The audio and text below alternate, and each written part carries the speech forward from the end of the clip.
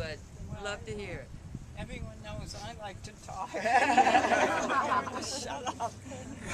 Well, anyway, Taft had all these names because he was named Ragnar after my dad, which is a Swedish name.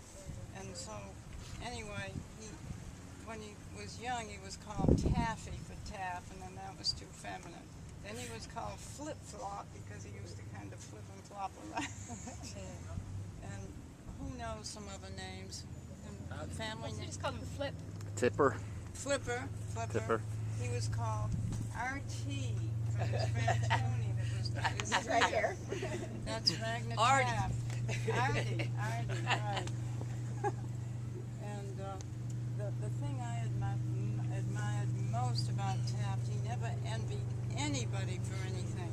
Nothing. He loved the first house that he and Red lived in. It was a lot darker than the one they have, but it was his house.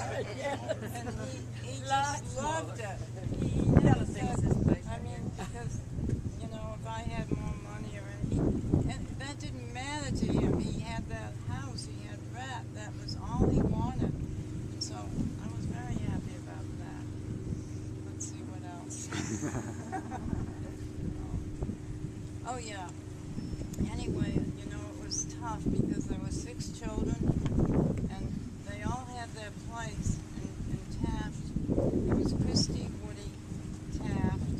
Taft was third and the second son. But what he did when we went overseas, well, Christy can tell you that he lived with the natives. He lived with an Arab family. He went to their circumcision party. Mickey got spanked because she was over at the party, not the circumcision party, watching their TV. She didn't set the table. We were in Saleh, Morocco, and Bob said, "Where are you?" And he didn't know where Mickey was, so she got spanked. And I never remember Bob ever spanking Mickey, but she got spanked. But Taft knew Arabic, Taft knew French. He was at the billiard rooms and he playing billiard in Jerusalem. He was all over with local people. He had set up his own golf course in front of our house when we lived in Arlington. And so, and he always asked me, "What's your swim time?" So that was great, you know, he was interested. And that's my voice. My voice is gone, so go ahead. Robin can do her thing. I'm a stand-in for my brother Woody, and Woody is 14 months older. Yeah. So I think there was a huge amount of rivalry, and then they figured it out. And you guys should be speaking to that. I was way past the rivalry stage. But I think they were also very close at different times. So Woody sends this poem. It's called Travels with Taft. Almost winner of the Egyptian Open, shining star of CJ's, the down lights on the soft green felt of the pool table, the cool click-clack of the balls, 8-ball side pocket, swish. One more game? The casino at the Royal Swazi Spa, down lights, endless green felt, the clatter of roulette, blackjack, hit me, again. Just outside, in the calm coolness of the night, bubbling hot springs, cold beer, and glowing cigarettes, conversation and drum beats. Off to the races with Mom, Auntie E, and Grandma, spy on the high rollers, and race to the $2 window, buck each on a long shot. Come on, baby. Come on, baby needs new shoes. Yeah, no, yes, no, yes, we did it. I miss you. Woody.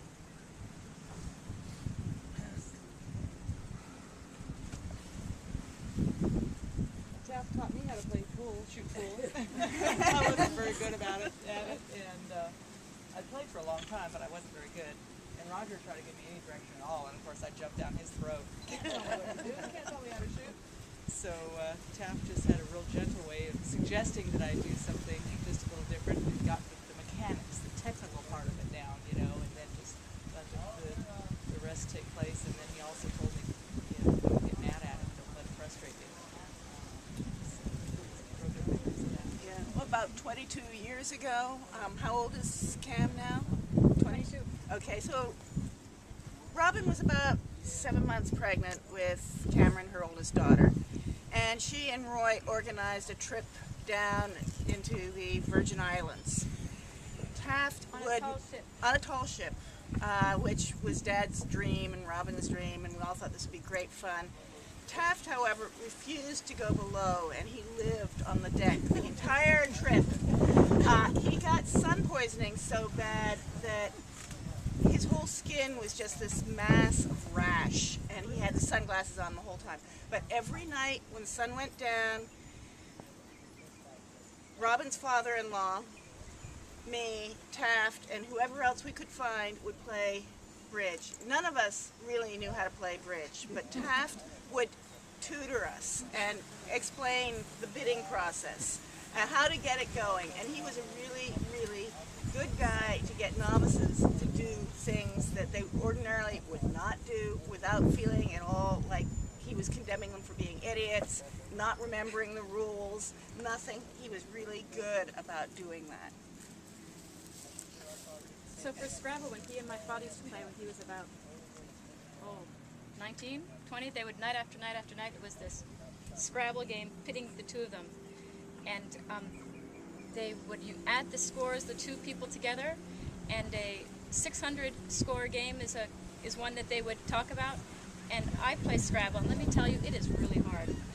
So they set the bar of the Scrabble bar, and right now my children won't play with me because Taft and my father set that bar so high, learned all the tricks.